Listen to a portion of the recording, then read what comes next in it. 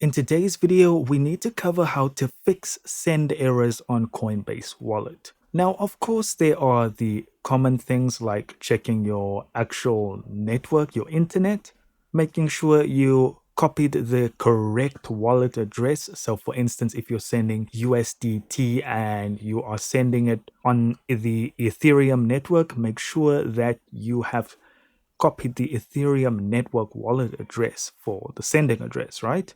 However, what I find is almost always the problem is that you don't have enough gas fee. So let's say you're sending USDT again on that Ethereum network and you don't have any Ethereum. That means you don't have any gas fee or exchange fee to cover that transaction. What you then need to do is on the home screen, you'll see the swap option, and you just want to swap some of your USDT for Ethereum, just enough to cover your gas fee. And keep in mind that the gas fee can change over time.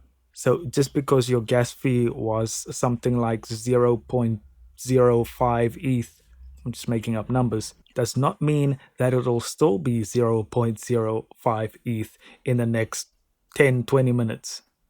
So yes, as I say, make sure you have enough gas fee. So be it BNB Smart Chain or Ethereum.